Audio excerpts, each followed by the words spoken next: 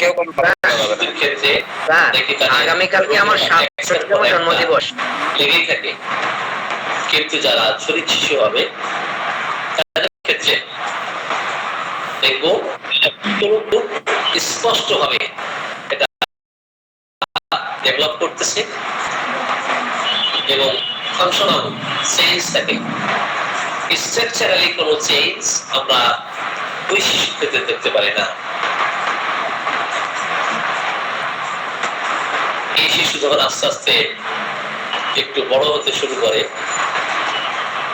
তার কথাবার্তা খুব দ্রুতই সে শিখে, তার যে কোনো বিষয় শিক্ষণীয় কোনো বিষয় যদি তাকে তার সামনে দেওয়া হয়, তাকে যেটা শিখতে বলা হয়, খুব দ্রুতই সে শিখতে পারে, দ্রুতই সে রিসিভ করতে পারে। কিন্তু সে যদি সাইকোটিক সে দ্রুত রিসিভ করতে পারে না। আপনি দেখবেন তার প্রকৃতির সাথে মিল থাকে। প্রকৃতির সাথে কেমন মিল? সে ধুলাবালি, কাদামাটি, ফল ফুল এগুলো নিয়েই সে খেলাধুলা করবে। মাটির সাথে সে মিশে থাকবে, কাদার সাথে সে মিশে থাকবে, কাদা নিয়ে খেলতে চাইবে। কিন্তু সাইকোটিক শিশু হলে কাদার ধারের কাছেও যাবে না, ধুলাবালি যেখানে আছে সেখানে একেবারেই সে স্পর্শ করবে না। এমনকি তার পায়ের যে জুতা, এই জুতাটাও যদি খুলতে বলা হয়, সে জুতাটাও খুলতে চাইবে না। অত্যন্ত পরিষ্কার পরিচ্ছন্ন পরিপাটি সে থাকতে চাই। তবে শরীর শিশুর বৈশিষ্ট্যপূর্ণ যে লক্ষণ, তাদের যে সিমটম গুলো থাকে, এগুলো দেখেই কিন্তু আমরা বুঝি যে সে শরীর। আর সাইকোটিক হলে সে যদি কখনো কারোর সাথে খেলতে চায়, তার নিজের খেলনা অন্যের সাথে সে মিশাতে চাইবে না, সে একাকী খেলতে চাইবে, অন্যের সাথে কোন রকম সে মিশতে চাইবে না, তার নিজের খেলনা অন্যকে দিতেও চাইবে না। এবং সে কিন্তু কাদামাটি, ধুলাবালি এগুলো নিয়ে খেলতে চাইবে না। যেগুলো পরিষ্কার পরিচ্ছন্ন জিনিস সেগুলো নিয়ে সে খেলতে চাইবে। সিভিলিটিক শিশু হলে দেখবেন সে বাজারে গিয়ে চাইবে সে একটা ধারালো ছুরি কিনতে, একটা পটকা কিনতে, অথবা একটা বাজি কিনতে, অথবা যে কোনো একটা ধারালো অস্ত্র সে দিবে, অথবা যে কোনো খেলনা কিনে এনে সে যখন খেলা শুরু করবে, মুহূর্তের মধ্যেই সে ভেঙে চুরে শেষ করে ফেলবে। সেগুলি কিন্তু খেলনা বেশি দিন রাখতে পারে না। তার কাছে যত দামের খেলনাই আপনি কিনে দেন না কেন, সে মুহূর্তের মধ্যে এগুলো সে ধ্বংস করে ফেলবে। তাহলে এই যে শিশুদের আচরণ ধারা থেকে আমরা বুঝবো যে তারা কোন মায়াজমের হতে পারে। কিন্তু সাইকোটিক শিশু যেভাবে খেলাধুলা করতেছে, সুন্দর করে পরিষ্কার পরিচ্ছন্ন করে পরিপাটি করে যথাস্থানে আবার সেগুলো সে সুন্দর করে রেখে দিবে। এগুলো সাইকোটিক শিশুদের বৈশিষ্ট্য। যদি শরীর শিশুকে খাবার দেওয়া হয়, সে দেখবেন খাইতে গিয়ে তার মুখে বাঁধাচ্ছে, চলে বাঁধাচ্ছে, অথবা পোশাকে লাগাচ্ছে, বিভিন্ন জায়গায় কিন্তু খাবার লাগিয়ে ফেলে। তাকে পরিষ্কার করে দিলেও সে পরিষ্কার থাকতে পারে না। খাবার তো নিজে খাবে, অপরদিকে পোশাক আশাকও কিন্তু এগুলো নোংরা করে ফেলবে পোশাক আশাক। কিন্তু সাইকোটিক শিশু তাকে খাবার দিলে প্রথমেই সে আগে একটা টিস্যু হাতে নেবে, তাই না? একটা টিস্যু হাতে নেবে, টিস্যু হাতে নিয়ে এক লুকমা গালে দিবে, আর একটু আবার সেটা পরিষ্কার করতে চাইবে। তাহলে এই যে শিশুদের চালচলন, তাদের হাব ভাব, সে কিভাবে খাবার খায়, কিভাবে কথা বলে, এগুলো দেখেই কিন্তু অনেক সময় মায়াজম নির্বাচন করা যায়। তাহলে কোন শিশু কি খাবার খেতে চাচ্ছে, সেই খাবারের ধরন দেখেও কসমেটিক মেডিসিন সিলেকশন করা যায় না? চাই। তো শ্রমিক শিশু দেখবেন মিষ্টি খাওয়ার প্রবণতা বেশি থাকবে। শ্রমিক শিশু কখনোই দুধ সহ্য করতে পারবে না। শ্রমিক শিশু গরম খাবার খেতে পছন্দ করবে। শ্রমিক শিশু মশলাদার খাবার খেতে সে পছন্দ করবে এবং খাবার এক জায়গায় থাকবে না, বিভিন্ন জায়গায়। যে প্লেটে খাবার খাচ্ছে ওই প্লেটে হয়তো সে এক জায়গা থেকে খাচ্ছে না, বিচ্ছিন্ন ভাবে বিক্ষিপ্ত ভাবে বিভিন্ন জায়গায় খাবার খাই, কোথায় লাগতেছে কোথায় লাগতেছে না, কোথায় পড়ে গেল কিনা, এগুলো তার ভুরুক্ষেপ থাকে না। কিন্তু সাইকোটিক শিশু খুব সাবধানতার সাথে সতর্কতার সাথে সে খাবার খায়, একটু করে খাবার খায় এবং সে পরিষ্কার পরিচ্ছন্ন রাখতে চায়। কোন রকম তার ঠোঁটে হোক অথবা পোশাকে হোক খাবার লাগবে না। অত্যন্ত পরিপাটি, অত্যন্ত পরিচ্ছন্ন, অত্যন্ত পরিষ্কার থাকার যে টেন্ডেন্সি, এটা সাইকোটিক শিশুদের ক্ষেত্রে দেখি। শিশুদের বৈশিষ্ট্য কেমন হবে?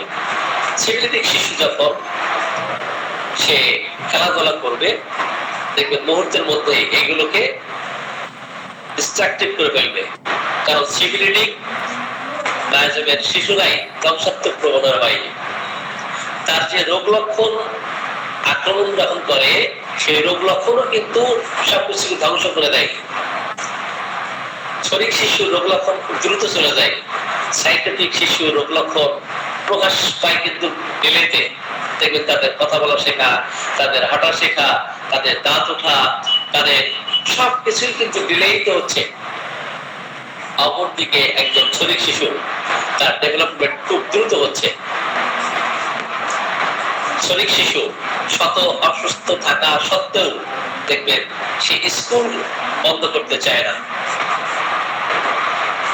অপরদিকে সাইকোটিক শিশু একটু জ্বর হলে, একটু মাথা ব্যথা হলে, একটু পেটে ব্যথা শুরু হলে বিভিন্ন ধরনের বায়না করতে থাকবে, বিভিন্ন ধরনের অসুস্থতার ভাব তার মধ্যে দেখা যাবে। ভাগ করে সে অসুস্থ তার লক্ষণ সে প্রকাশ করতেছে। হয়তোবা পেটে হয়তো হালকা ব্যথা করছে, কানে হয়তো হালকা ব্যথা করছে, কিন্তু এমন ধরনের তার অভিনয় থাকবে, এমন ধরনের তার ভাব থাকবে যে মনে হবে কতই না তার ব্যথা বেদনা হচ্ছে, সে স্কুলে যেতে চাইবে না। পরীক্ষার সময় দেখবেন শ্রমিক শিশুদের তার পরীক্ষায় অংশগ্রহণে তাকে ফার্স্ট হতে হবে, তাকে প্রথম স্থান অধিকার করতে হবে। এটা শ্রমিক শিশুদের কম্পিটিশন খুব বেশি থাকে। শ্রমিক শিশুদের অ্যাম্বিশন অত্যন্ত ইনক্রিজড হয়, তাদের হাই অ্যাম্বিশন থাকে। এর ফলে রাত জেগে জেগে সে লেখাপড়া করে, নিজের যে মেধা, এই মেধার স্বাক্ষর রাখতে পারে। কিন্তু সাইকোটিক যদি সে পরীক্ষা দিতে যায়, স্টুডেন্ট সে পরীক্ষা দিতে গেলে দেখবেন যে সে জিদ দিয়ে যাবে, সে নকল দিয়ে যাবে, নকল করবে, সাইনাই করে ধাপ্পাবাজি করে সে ভালো রেজাল্ট করতে চায়। পাশে থেকে কোনো বন্ধু যদি তাকে সহযোগিতা না করে, যেহেতু সাইকোটিক এরা দুষ্টু প্রকৃতির হয়, তার কাছে নকল থাকলে বন্ধুর পায়ের কাছে ফেলে দিবে। দেখবেন সমাজের যে সমস্ত মানুষ কুচক্রী, কুচিন্তা, কুমত্ব করে সেটাকে বাস্তবায়নের জন্য যত প্রকার পরিকল্পনা থাকে, এই পরিকল্পনা সে আটতে থাকবে। তাকে এক্সপেল করানোর জন্য তার পাশে নকল রেখে দিবে, অথবা জোর করে, তার শক্তি যেহেতু বেশি, জোর করে খাতা সে কেড়ে দিয়ে লেখা শুরু করবে। তাকে খাবার খেতে দেন। সাইকোটিক শিশু একসাথে 4-5 জন খাবার খাচ্ছে, এর মধ্যে যদি 2 জন শিশুকে আপনি পান যে এরা সাইকোটিক, এরা অন্যের কাছ থেকে জোর করে খাবার খেয়ে নেবে, যেহেতু শরীর কম খেতে পারে, কম যেটা থাকবে সেটা হচ্ছে শরীর, বেশি বেশি এটা সাইকোটিক। যেমন তার ক্ষুধা কম, তাই না? তো ক্ষুধা কম থাকার কারণে সে শীঘ্র থাকে, জীর্ণ থাকে।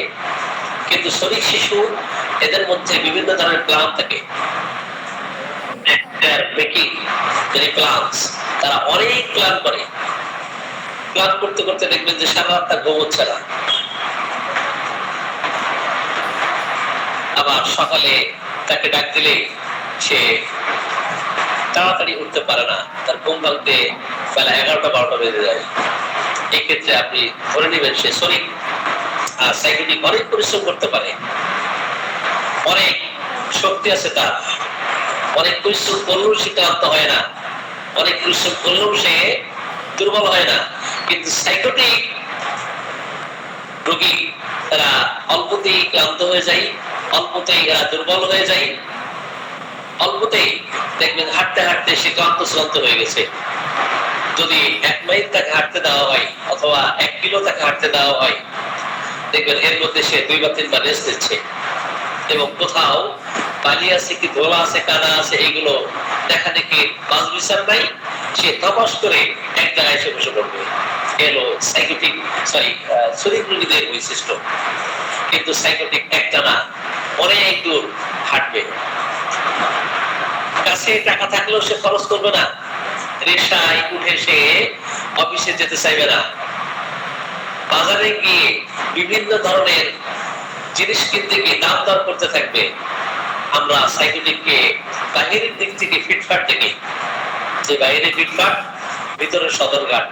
আপনি সাইকোটিক মানুষের সাথে যখন লেনদেন করবেন, ওঠা বসা করবেন, কারবার করবেন, দেখবেন যে তাদের চারিত্রিক বৈশিষ্ট্য, তাদের মানসিক বৈশিষ্ট্য ধরা পড়বে।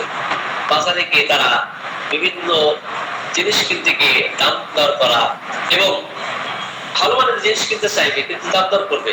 তার পোশাক আশাক বেশভূষা দেখে আপনি বুঝবেন সে সাইকোটিক।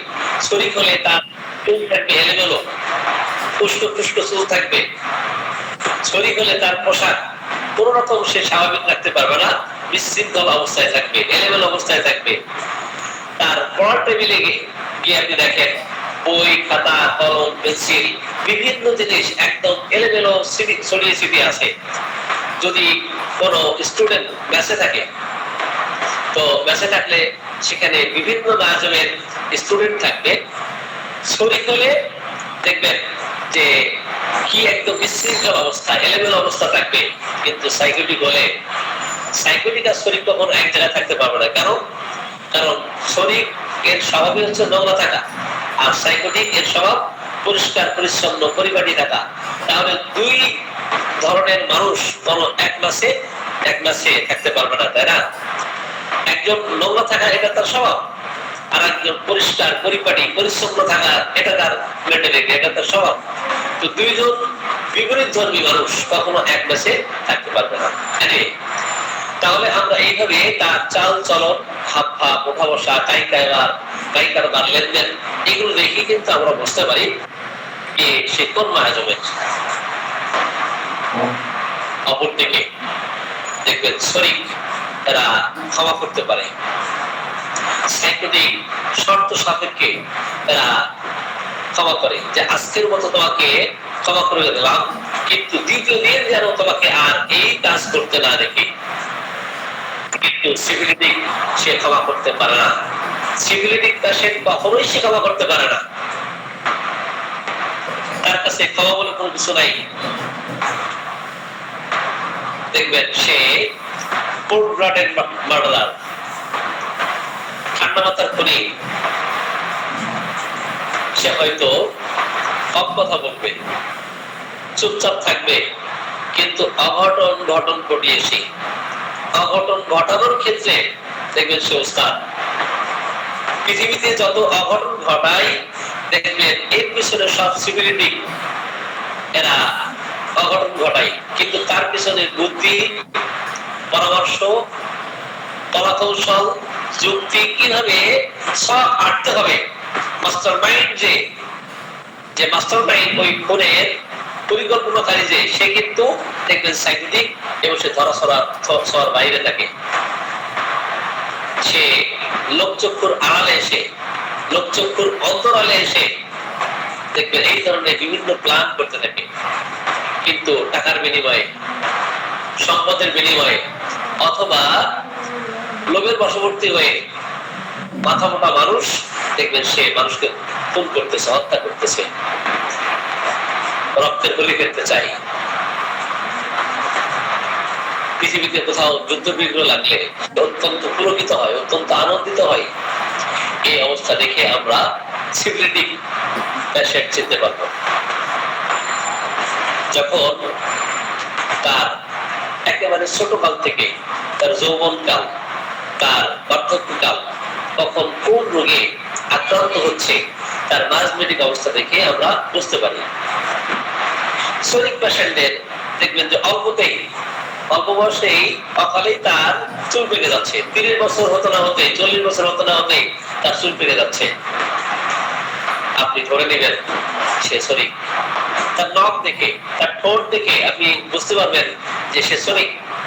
সনিক পেশেন্টের ঠোঁট দেখবেন লাল হয়। সনিক পেশেন্টের চুল অত্যন্ত পাতলা থাকে।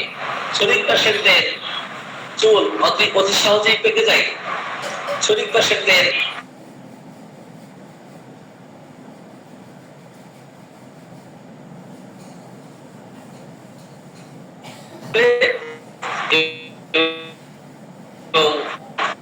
অনেক ময়লা থাকে, অনেক পোশাক তাকে প্রতিদিন এইভাবে ধরতে হয় যে আবার ওই পোশাক নোংরা হয়ে গেল। পড়লেই দেখবেন কলারে অনেক বেশি ময়লা দিচ্ছে। একদিন থেকে 2 দিন পড়লে আর থেকে আসে, এটা শরীর পাশে বৈশিষ্ট্য। কিন্তু সাইকোটিক সে 2-3 দিন পড়লো দেখবে চেষ্টা করে এবং কোথাও ধুলাবালি যেন না লাগে এটা সতর্কে থাকতে চাইলেও থাকতে পারে না। সবই হচ্ছে অপরিচ্ছন্ন, একজন অপরিপাটিত থাকার টেন্ডেন্সি। তার অঙ্গ এমনকি তার বডি স্ট্রাকচার দেখে এইভাবে আমরা ম্যানিফেস্টেশন জানতে পারবো। একটা সুন্দর পোশাক, সুশ্রী অথবা শুভ গঠনে ছোট দেখে অধিকারী কিন্তু সাইকেটিক্যালি মাথা মোটা, পেট মোটা, হাত পা একটু শীর্ণ এবং বিশাল দেহের অধিকারী হয়। তারা দেখবেন যে কথা বলতে গিয়ে আপনি কথার ধরন থেকে আপনি বাজন চিনতে পারবেন। শরীর পাশে অনর্গল কথা বলতে পারে, অনর্গর্ষী কথা হয়, তার সামনে কোনো কিছু প্রতিবন্ধকতা তার থাকে না। কোনো প্রতিবন্ধকতা কথা বলার ক্ষেত্রে সৃষ্টি হয় না। অনর্গল সে কথা বলতে পারে, একটার পর একটা সে কথা বলতে পারছে, এক বিষয় থেকে আরেক বিষয় কথা বলতে পারে। কিন্তু সাইকোটিক কথা বলতে গিয়ে শব্দ হারিয়ে ফেলে। সাইকোটিক কথা বলতে গিয়ে সে অনেক সময় খেয়ে হারিয়ে যায় কি বলতেছিল। রিসেন্টলি যে সমস্ত ঘটনা ঘটেছে এটা সে মনে রাখতে পারে না। কিন্তু আজ থেকে 5 বছর আগের ঘটনা, 10 বছর আগের ঘটনা, সেটা তার স্মৃতিপটে থাকে, সেটা সে মনে রাখতে পারে। তার সাথে কি আচরণ করা হয়েছে দেখবে অতীতের আজ থেকে 10 বছর আগের ঘটনা সে মনে রাখতে পারে। কিন্তু বর্তমানে যে সমস্ত রিসেন্টলি ঘটনা ঘটতেছে এটা সে মনে রাখতে পারে না। সেটা দেখেও আপনি বুঝতে পারবেন এটা সাইকোটিক। সাইকোটিক পেশেন্টদের দেখবেন যে শুধু দেহের অবয়ব দেখে, যেটা তার দেহ দেখে যে নায়ক নির্বাচন করতে পারবেন এমন কিন্তু না। নখ দেখলে নখ অত্যন্ত পুরু হয়, তাই না? নখ অত্যন্ত পুরু হয়, তার দেহ অত্যন্ত মোটাসোটা হয়, পেট অত্যন্ত মোটাসোটা হয়, অসম গঠনের হয় আর সুষম গঠনের হয় শরীর পেশেন্ট। ঠোঁট মোটা দেখে আপনি বুঝতে পারবেন এটা সাইকোটিক। যে সমস্ত পুরুষ এবং নারীদের দেখবেন ঠোঁট মোটা, এরা সাইকোটিক। সাইকোটিক কিন্তু দেখবেন এরা কুমন্তবী হয়, কুচক্রী হয়। সাইকোটিক স্বার্থ সিদ্ধির জন্য আপনার সাথে করবে এবং সুপারফিশিয়ালি রিলেশনশিপ রাখার চেষ্টা করবে। এই ধরনের মানসিক অবস্থা দেখে আপনি শরীর এবং সাইকোটিক ডায়াবেটিক কন্ডিশন আপনি জানতে পারবেন বা চিনতে পারবেন।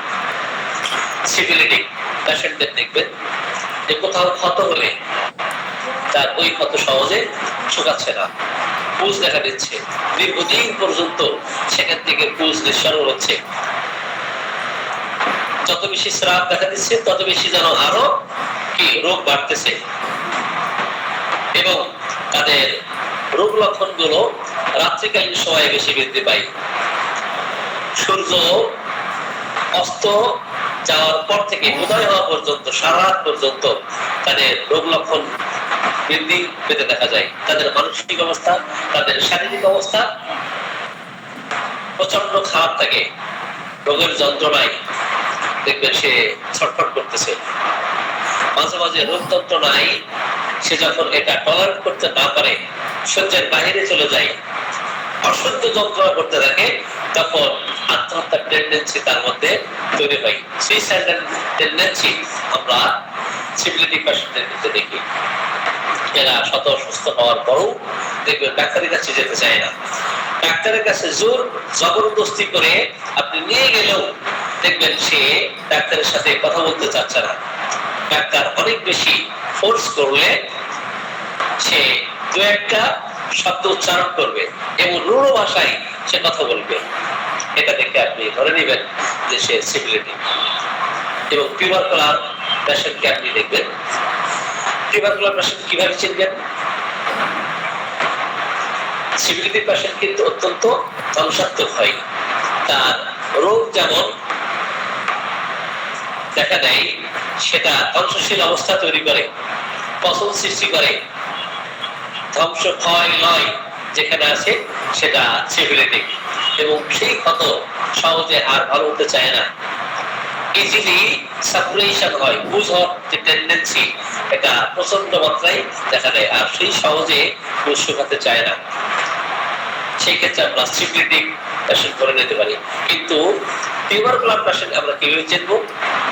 টিউবারকুলার পেশেন্ট দেখবেন এরা বংশানুক্রমিক ভাবে যদি টিউবারকুলার হাতের হয়ে থাকে, অতীতের হিস্ট্রি, ফ্যামিলি হিস্ট্রি আপনি পাবেন যে তারা তাদের বংশে কেউ না কেউ যক্ষায় আক্রান্ত ছিল, ক্ষয়রোগ রোগে আক্রান্ত ছিল। তাদের অরুদ্ধ সন্তান নেক্সট জেনারেশনে যারা আসবেন তারাও দেখবেন যে বিভিন্ন সময়ে অল্পতেই ঠান্ডা লেগে যাওয়া, অল্পতেই অসুস্থ হয়ে যাওয়া এবং শরীর স্বাস্থ্য কোনো রকম তার ভালো না থাকা, 12 মাস অসুস্থ থাকে এবং একটার পর একটা তার রোগ লক্ষণ আক্রমণ করে। কখনো ঠান্ডা, কখনো সর্দি, কখনো টনসিলের সমস্যা, কখনো তার রেজিস্ট্রারের সমস্যা, কখনো তার মাথা ব্যথা, কখনো তার জ্বর, কখনো টাইফয়েড, কখনো কলেরা। এক এক সময়ে এক এক ধরনের রোগ তাকে আক্রমণ করতে থাকে এবং একটা রোগ সাথে সাথে আরেক রোগে সে আক্রান্ত হয়ে যায়। এমন অবস্থায় আপনি ধরে নেবেন সে টিউবারকুলার। এবং শত ভালো আহার করা সত্ত্বেও তার শরীর স্বাস্থ্য কি ভালো থাকে না, তা সে সুষম দেহের অধিকারী হয় না।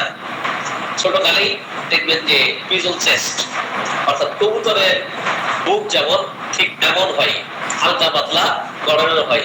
এরা কিন্তু অত্যন্ত মেধাবী হয়, এরা অত্যন্ত মেধাবী হয় এবং অসুস্থতার কারণে অনেক সময় মেধা থাকা সত্ত্বেও পরীক্ষা সে ভালো করতে পারে না, বা তার শক্তি সামর্থ্য ওইভাবে তার শ্রম দেওয়া দরকার। সেই ক্ষেত্রে আমি ধরে নিব এরা টিউবারকুলার পেশেন্ট। টিউবারকুলার পেশেন্টদের আপনি এক জায়গায় স্থির থাকতে দেখবেন না।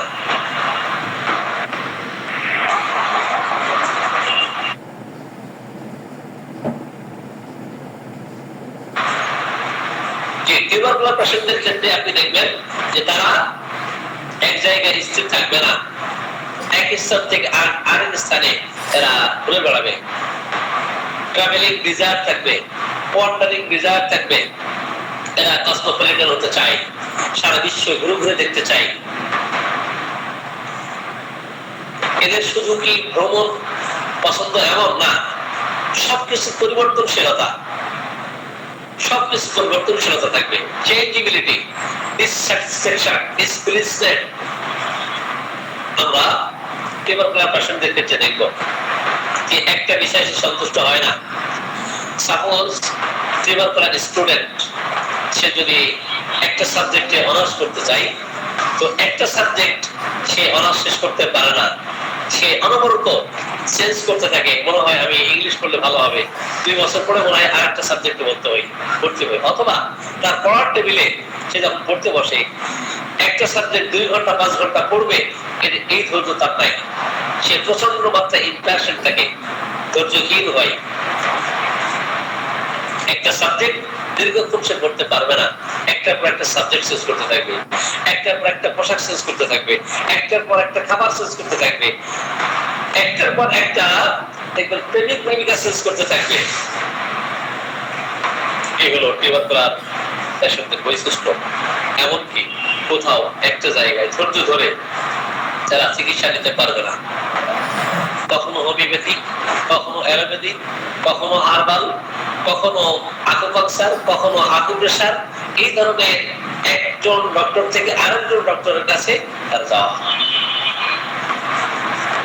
এই ধরনের মানসিকতা সম্পন্ন রোগীদেরকে আপনি ধরে নেবেন সে টিউবারকুলার পেশেন্ট।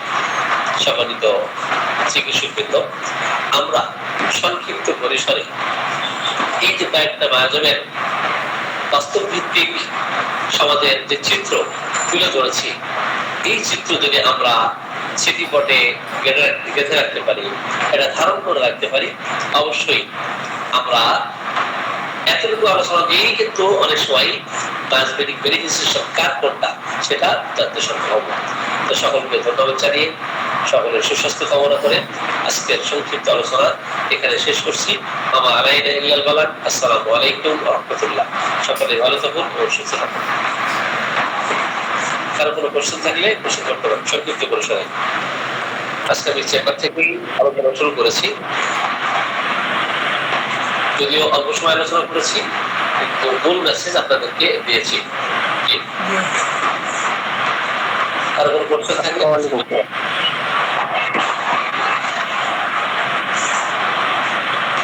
তোরা আর শরীফের মধ্যে পার্থক্য কি? সরি, তোরা আর শরীফের মধ্যে পার্থক্য কি? বুঝে না। তোরা মায়াজম আর শরীফের মধ্যে পার্থক্য কি স্যার? স্যার আপনি বলতেছেন সোরা আর শরীফ মায়াজমের মধ্যে পার্থক্য? সোরা মাজমেটিক একটা অবস্থা, ঠিক আছে? সোরা মাজমেটিক একটা অবস্থা, হ্যাঁ। সোরা মায়াজম না, শরীফ মাজমেটিক যে কন্ডিশন, সোরা কিন্তু মায়াজম না, হ্যাঁ। সোরা হচ্ছে মাজমেটিক একটা অবস্থা। আর শরীক বলতে, শরীক শব্দটা এটা অ্যাডজেক্টিভ, আর অ্যাডজেক্টিভের পরে সবসময় নাউন হয়। ওকে স্যার, জি। কাঁচের শিশি আর স্যার ইয়ার বই কি কইছে প্লাস্টিকের শিশি কোনটা বেশি ভালো স্যার? কাঁচের শিশি অবশ্যই ভালো এবং নতুন হতে হবে, প্লাস্টিক থেকে কাঁচ ভালো। কিন্তু যখন কুরিয়ারে ওষুধ পাঠাতে হয়, তো সেই ক্ষেত্রে কাঁচের বোতল ভেঙে যাওয়ার সম্ভাবনা থাকে, তো একটু সমস্যার সৃষ্টি হয় সেখানে। প্লাস্টিকের শিশিটাই ভালো স্যার। কাঁচের কাঁচের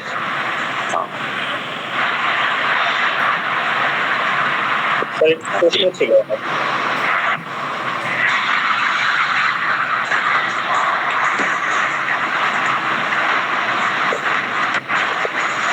স্যার, একটি প্রশ্ন ছিল আমার কথা কি শোনা যাচ্ছে স্যার? জি, শুনতে পাচ্ছি। জি, আমার প্রশ্নটি হচ্ছে, যদি এমন রোগী আসে যে টিউবারকুলোসিসে সে আক্রান্ত, আমি কত পোটেন্সি থেকে শুরু করব? জি, ধন্যবাদ। তো এলিম্পোটেন্সি যদি আমরা ইউজ করি, এক্ষেত্রে নোসোড মেডিসিন যত আছে, শুধু টিউবারকুলিনাম না, নোসোড মেডিসিন ইউএম, একটা নাম ধরেন টিউবারকুলিনাম, মেডোরিনাম, ভ্যাকসিনিনাম, তো ইউএম যুক্ত যেখানে যেখানে আছে এগুলো সবই নোসোড মেডিসিন। তো নোসোড মেডিসিন গুলো জেনারেলি 3-4 থেকে শুরু করা উত্তম, 50 সহস্রতমী বলে। আর 200 এর নিচে ব্যবহার করা ঠিক নয়। এবং জীবনী শক্তি দেখতে হয়, রোগ শক্তি দেখতে হয়, এবং ওষুধ শক্তির সাথে রোগ শক্তি, জীবনী শক্তিকে অ্যাডাপ্টেশন করেই মেডিসিনের পাওয়ারটা সিলেকশন করতে হয়। জি, ধন্যবাদ। স্যার আরেকটি বিষয়, যদি সরিক পেশেন্ট হয়, এখন আমি যদি হচ্ছে সরিনাম অথবা সালফার সিলেক্ট করি, সেক্ষেত্রে পোটেন্সিটা কিভাবে প্রয়োগ করলে সেটা অ্যাগ্রাভেশনের কোনো মানে ভয় থাকবে না? এখানে অনেকগুলো বিষয় রয়ে গেছে। এখানে আপনি পেশেন্ট ওভার সেন্সিটিভ কিনা, এখন পেশেন্ট যদি ওভার সেন্সিটিভ হয়, এডিসিনক্রিটিক পেশেন্ট হয়, সেক্ষেত্রে অবশ্যই আপনার অনেক বেশি কাপিং করে, পানি দিয়ে মিশ্রণ করে করে কয়েকবার ফেলে দিয়ে কাপিং পদ্ধতি যদি আপনার জানা থাকে, তো এই পদ্ধতিতে দিলে অ্যাগ্রাভেশন হওয়ার সম্ভাবনা কম থাকবে। আর যারা ওভার সেন্সিটিভ পেশেন্ট, আপনি কাপিং 10-15 করলেও অ্যাগ্রাভেশন দেখা দিবে। আর একটা হচ্ছে যে রোগীর জীবনের শক্তি কেমন এবং কতটুকু পরিমাণে সেটা সহ্য করতে পারবে, যে ওষুধ আমি অ্যাপ্লাই করতেছি তার গভীরতা কেমন। এখানে অনেকগুলো বিষয় থাকে। যে ওষুধ আমি অ্যাপ্লাই করতেছি সেটা deep acting or shallow acting.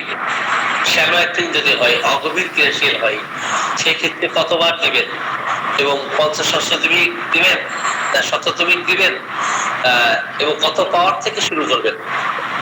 ঠিক আছে, এটা ডিপেন্ড করবে তার জীবনী শক্তি, রোগ শক্তি অনুপাতে আপনার মেডিসিনাল পাওয়ারটা সিলেকশন করতে হবে। জি,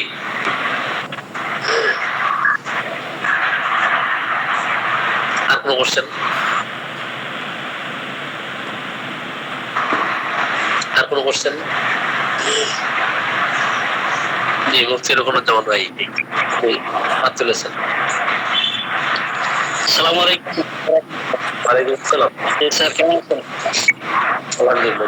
তুমি যদি কোনো পাওয়া যায় সুস্পষ্ট ভাবে, তাহলে আমরা প্রথমে কোন মায়াজমকে কেন্দ্র করে ওষুধ নির্বাচন করব? বলেছেন সোরা যদি পাওয়া যায়, সোরা এবং সিফিলিস। সোরা জি, অবশ্যই আপনি মাজমেটিক লেয়ার দেখবেন। মাজমেটিক লেয়ার দেখবেন। মাজমেটিক লেয়ার দেখে আপনাকে মেডিসিন অ্যাপ্লাই করতে হবে। কিন্তু মাঝে মাঝে অ্যান্টিসেরিক মেডিসিন আপনি যে মাধ্যমে রুগী দেখেন না কেন, হতে পারে সরিক, সিপিলিটিক, টিউবারকুলার, বিভিন্ন মাধ্যমে মাঝে মাঝে অ্যান্টিসেরিক মেডিসিন গুলোর প্রয়োজন হয়। কারণ সমস্ত মায়াজমের মূল হচ্ছে কিন্তু ছড়া, তাই না? তো মায়াজমেটিক লেয়ারটা দেখবেন, আমরা পেঁয়াজ যখন কি করি ওটাকে সলে ফেলি, তো একটা লেয়ার পাবো, তারপরে আরেকটা মানে খোলস থাকে, লেয়ার থাকে, তারপর আরেকটা থাকে, এইভাবে বিভিন্ন স্তর থাকে। অনুরূপ ভাবে আপনি যখন মায়াজমেটিক লেয়ার যেটার আগে দেখবেন যে এটা প্রথমে আছে, এই লেয়ারটা প্রথমে আছে, অবশ্যই সেই মায়াজমেটিক লেয়ারটা দূর করার জন্য অ্যান্টি মায়াজমেটিক রেমেডি আপনাকে দিতে হবে। ক্লিয়ার?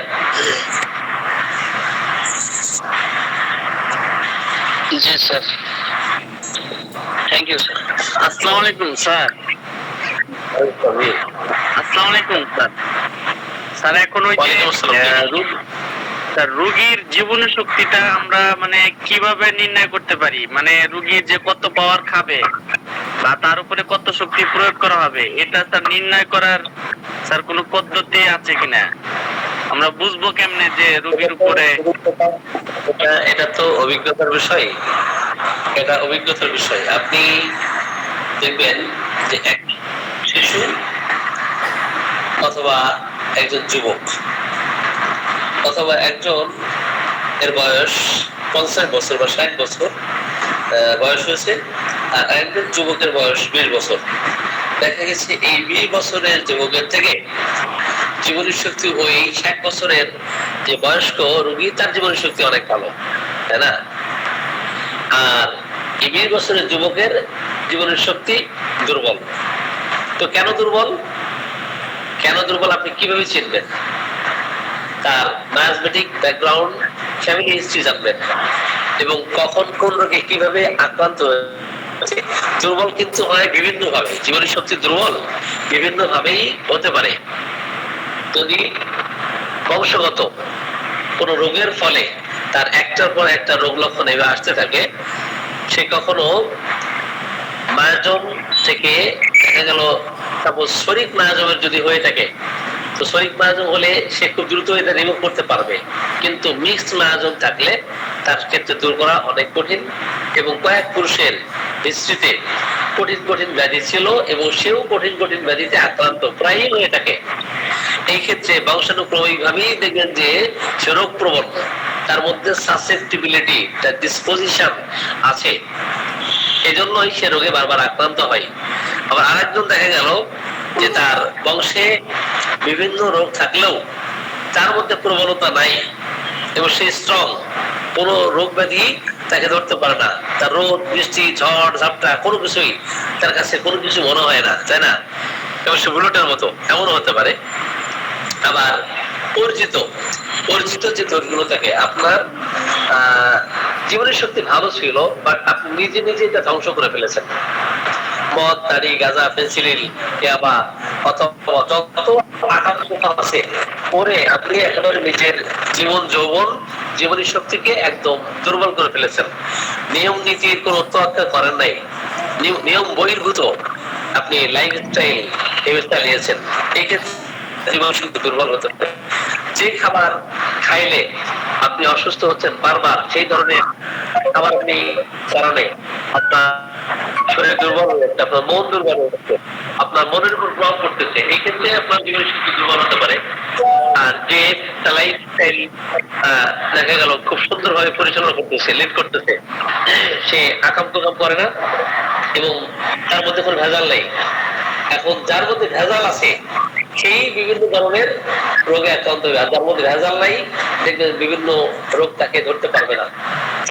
আমরা বিভিন্ন ধরনের ভেজাল যুক্ত খাবার খেয়ে, তো একই খাবার খেয়ে একজন অসুস্থ একজন অসুস্থ হচ্ছে না, তাই না? এর কারণ কি? এর কারণ হচ্ছে একজনের সহ্য করার, টলারেট করার ক্যাপাবিলিটি আছে আর আরেকজনের ক্যাপাবিলিটি নাই, তাই না? তো ধরে নিতে হবে যে সে এই কারণে শুধু বলা ছিল স্কিন দেওয়ার পরে ওটা তথাকথিত আরোগ্য নামে সাবটেস্ট করেছে। তাহলে রোগ ন্যাচারালি যেভাবে বাহিরে আসা দরকার সেটা না হয়ে বরং সেটাকে অবচিকিৎসায় ওটা সাবটেস্ট করা হয়েছে এবং এতে করে তার পাকস্থলী একসময় প্রক্রিয়া দেখা দিয়েছে, অথবা তার হার্টে কোনো সমস্যা, তার অ্যাজমাটিক কোনো প্রবলেম দেখা দিয়েছে। এখন পাকস্থলীর কোনো সমস্যা, স্টমাকের সমস্যা অথবা রেসপিরেশন সংক্রান্ত কোনো সমস্যা, এখন পাকস্থলী দুর্বল, পেট ফুলে থাকে, খাবার খাইলেই পেট ফুলে যায়, বদহজম হয়। তো এই যে সমস্যা সৃষ্টি হলো, কেন হলো? তার ওই যে স্কিন ডিজিজ সাপ্রেসড হয়ে তাকে ওই অর্গান থেকে ভিন্ন অর্গানে ভিতরের দিকে রোগ ঢুকাই দিয়েছে, এই কারণে তার জীবনী শক্তি দুর্বল হতে পারে। আরেকজন সে হোমিওপ্যাথিক চিকিৎসা নিয়েছে অথবা ন্যাচারোপ্যাথি, কোনো কিছু মলম দেয় নাই বা লোশন নেয় নাই, হ্যাঁ, কোনো কিছু অ্যাপ্লিকেশন করে নাই এক্সটার্নালি, দেখা গেছে জীবনী শক্তি এটা রিমুভ করে ফেলেছে। তাহলে তার জীবনী শক্তি আর এর জীবনী শক্তি এখন আসি, অসংখ্য ব্যাখ্যা দেওয়া যাবে, অসংখ্য। এখন কেউ বিভিন্ন ভাইরাসের আক্রমণ থেকে নিজেকে রক্ষার জন্য বিভিন্ন সময় বিভিন্ন টিকা নিচ্ছে, সেটা হতে পারে করোনার টিকা অথবা ম্যালেরিয়ার টিকা অথবা টাইফয়েডের টিকা অথবা হুপিং ক্যাসের টিকা অথবা যক্ষার টিকা, হ্যাঁ, যত প্রকার টিকা আছে না কেন আমাদের সন্তানদেরকে কি করতেছি, এই টিকাগুলো দিচ্ছি। এখন টিকা দেওয়ার ফলে ন্যাচারালি আল্লাহ আমাদের ইমিউন সিস্টেমটা, ভাইটাল ফোর্সটা, জীবনী শক্তিকে এত বেশি শক্তিশালী করে দিয়েছেন যে কোনো রোগকে সে প্রতিরোধ করতে পারে এবং ভিতরের যে রোগ ব্যাধি আছে, যে জীবাণু আছে, ওই জীবাণু বহির শত্রু থেকে বাহিরের যে জীবাণু আছে সেটাকে প্রোটেকশন যেন দিতে পারে। তো এখন আপনি কি করতেছেন? জীবনী শক্তিকে, এই প্রাকৃতিক ভাইরাসকে প্রোটেকশন তাকে করার কথা ছিল, কিন্তু সেটা না করে আপনি করোনা ভাইরাসের ভ্যাকসিন নিচ্ছেন, আপনি ম্যালেরিয়ার ভ্যাকসিন নিচ্ছেন, আপনি টাইফয়েডের ভ্যাকসিন নিচ্ছেন, নিয়ে নিয়ে আপনি ভ্যাকসিনেটেড হয়ে যাচ্ছেন। আপনি ভ্যাকসিনেটেড হওয়ার ফলে কি হচ্ছে, অন্য কোনো ভাইরাস ভেরিয়েন্ট যদি অন্যভাবে আক্রমণ করে ভিন্ন দিক থেকে, তখন আপনি ওই ভাইরাস থেকে কি করতে, নিজেকে রক্ষা করতে পারছেন না। কিন্তু যেই ব্যক্তি কখনো মানে টিকা নেয় নাই, যেই ব্যক্তি কখনো টিকা নেয় নাই, বিভিন্ন ভাইরাস তাকে আক্রমণ করতে গেছে, কিন্তু জীবনী শক্তি এতটাই স্ট্রং, সো মাচ স্ট্রং, যে তার কাছে কোনো রোগ তার কেউ ঢুকতে পারে না। তার মানে কি, প্রকৃতির সাথে, প্রকৃতির মধ্যে যে ভাইরাস, প্রাকৃতিক ভাবে যে ভাইরাস গুলো আমার আপনাকে আক্রমণ করতেছে, জীবাণুগুলো আক্রমণ করতেছে, তার জীবনী শক্তি এটাকে রিমুভ করতেছে, অথবা আক্রান্ত হলেও কম গুরুত্বপূর্ণ অর্গানে ধরে আবার সেটা বিদায় করে দিচ্ছে।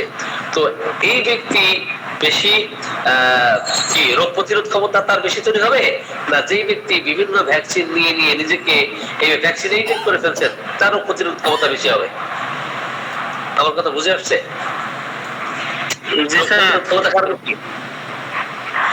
যে বিভিন্ন ভাইরাস থেকে নিজেকে জীবনী শক্তির মাধ্যমে কি করছে, এগুলো পরাস্ত করছে, এগুলো হটিয়ে দিচ্ছে। এখন যে ব্যক্তি কখনো যুদ্ধ করে নাই, তাই না, ওই সে যুদ্ধের মাঠে এসে তো মানে শুধু সাউন্ড বেড আর কি করলে কাঁদানি গ্যাস শুনলে তো উপকার, তাই না? আর যে ব্যক্তি যুদ্ধ করছে, মার খাইছে, গুলি খাইছে, কাঁদানি গ্যাস খাইছে, তো সে তো যুদ্ধে অভ্যস্ত, তাই না? সে সবকিছু মোকাবেলা করতে পারবে না। এটা হচ্ছে যুদ্ধের মতো, মানে যুদ্ধের যে ফিল্ড, ওই ফিল্ডের মতো। তো সকলকে ধন্যবাদ। স্যার আরেকটা প্রশ্ন স্যার, এই যে আমাদের ছেলে মেয়ে হলে যে স্যার এই যে সরকারি ভাবে যে টিকাগুলো দেওয়া হয় স্যার, তাতে কি স্যার এই যে অনেকগুলো টিকা দেওয়া হয়, এতে কি স্যার ওই শিশুদের কি জীবন শক্তি স্যার কমে যায় নাকি স্যার এগুলো প্রোডাক্ট? অবশ্যই অবশ্যই দুর্বল হবে স্যার, করণীয় কি? এখন আমি আমার সন্তানদেরকে টিকা দেই নাই, কিন্তু আমার প্রথম 2 সন্তান যখন বাড়িতে ছিল, চুরি করে ওর মা টিকা দেওয়া হয়েছে আর কি। পরে আমি যে কোনো সময় ডাক্তার দিয়েছি, দেখাতে বলে তুমি এটা কেন করছো, যাই হোক। তো পরের 2 সন্তান টিকা দেয় নাই, ঠিক আছে? তো টিকা দেওয়ার আমি পক্ষে না, ঠিক আছে?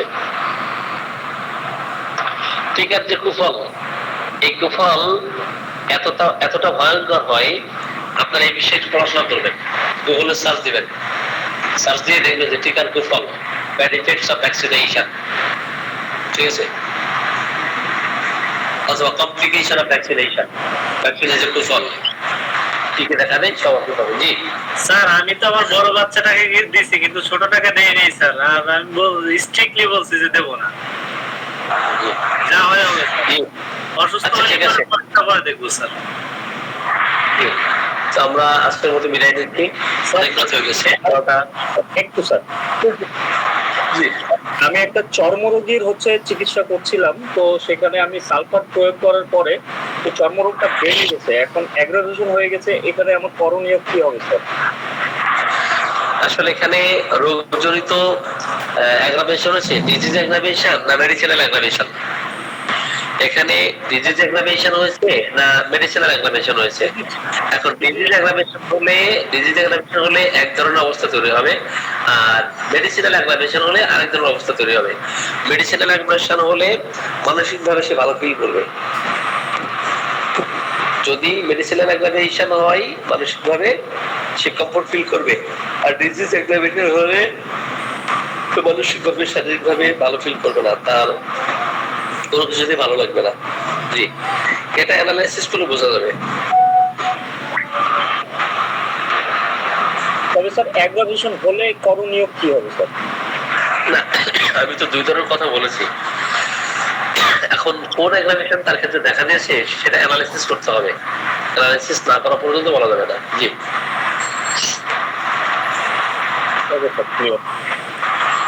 তো ঠিক আছে, অনেক রাত হয়েছে, আমরা কথা না বাড়াই। স্যার, আমরা ওই অ্যানালাইসিস করা শিখতে চাই স্যার। অ্যানালাইসিস করা শিখতেছেন না? জি, অ্যানালাইসিস গুরুবিদ্যা তো নিতে হবে স্যার, সরি, গুরুবিদ্যা তো নিতে হবে স্যার। হ্যাঁ গ্রুপবিদ্যা তো অবশ্যই নিতে হবে।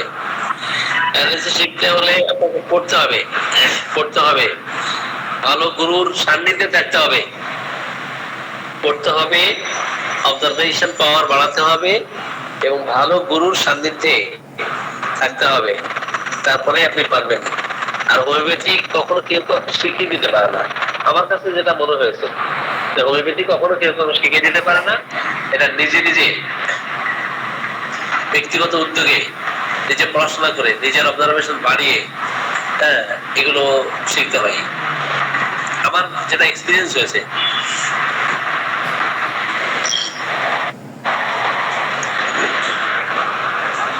পড়বেন আর পড়লে সবাই যে বুঝবে এমন না। পড়ে তো অনেকেই পড়ে, কিন্তু সবাই তো সেটা ধারণ করতে পারে না। আসসালামু আলাইকুম স্যার। ওয়ালাইকুম স্যার একটা প্রশ্ন ছিল স্যার। লাবলু ভাই গাইবান্ধা, তাই না? জি স্যার। স্যার আজকে আমি আমার এক শিক্ষার্থীকে দেখলাম, তার হাত পা মুখ স্যার হলুদ স্যার, হলুদ বর্ণের। আমি ওটা স্যার এস্টিমেটে যত গেছে দেখলাম যে এটা সেলেনিয়াম হাইড্রাসিস এরম এইটা দেওয়া। স্যার এরকম দু একটা লক্ষণ দিয়ে কি ওষুধ দেওয়া যাবে স্যার? না না, দু একটা লক্ষণ ওষুধ দেওয়া যাবে না। এটা কি টেস্টিং করতে হবে স্যার? না অবশ্যই। এখন এই যে তার স্কিন হলুদ আবরণ হয়ে গেছে, জি স্যার। এখন কেন হয়েছে এই কারণ আপনাকে উদ্ঘাটন করতে হবে, তাই না? এটা যদি আপনি উদ্ঘাটন না করতে পারেন, এখানে রেপার্টরিতে 180টার মধ্যে মেডিসিন আছে। এখন শিশুদের ক্ষেত্রে হলে এই শিশুদের ক্ষেত্রে কোন কোন মেডিসিন গুলো কার্যকরী, কি কি লক্ষণ থাকতে পারে। এখন তার লিভারের সমস্যা না থাকলে এটা দেখা দিতে পারে না, দেখা দেয় না। আর লিভারের সমস্যা কেন হয়েছে, কি কারণ হয়েছে, কারণ উদ্ঘাটন করেন। যদি কোনো রোগী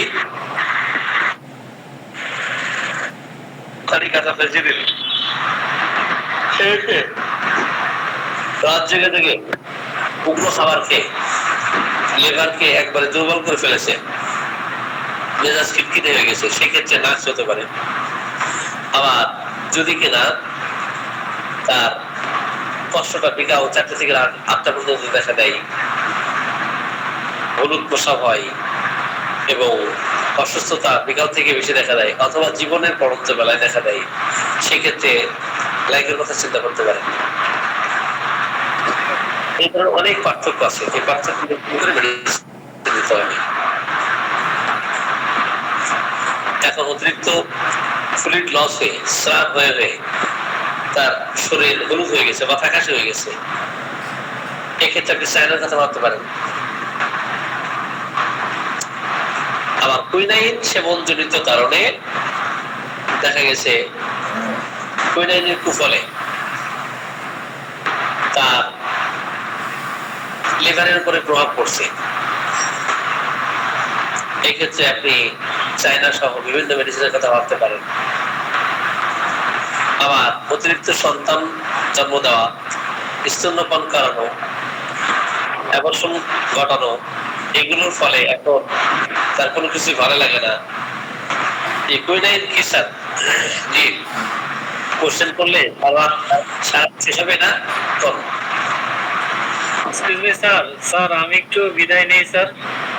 জি জি জি, আসসালামু আলাইকুম স্যার। কোশ্চেন করলে সারা রাত শেষ হবে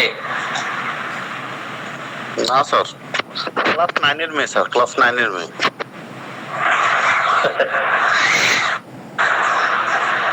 এটা কুইনাইন আগে ম্যালেরিয়ার জন্য অ্যালোপ্যাথি চিকিৎসকেরা কুইনাইন বেশি ব্যবহার করতো, ঠিক আছে, এই ম্যালেরিয়া প্রতিরোধ করার জন্য। তো এই কুইনাইনের আবার কুফল সৃষ্টি হতে দেখা যায়। তো কুইনাইনে জ্বর সারে, কিন্তু কুইনাইনকে কে সারাই, বুঝতে পারছেন? আমরা কোশ্চেন না করি, আমরা বিদায় নিচ্ছি।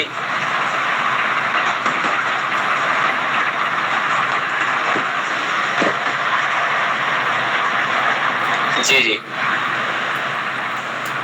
তো ঠিক আছে, অনেক রাত হয়েছে, আজকের মতো বিদায় নিচ্ছি। আসসালামু আলাইকুম।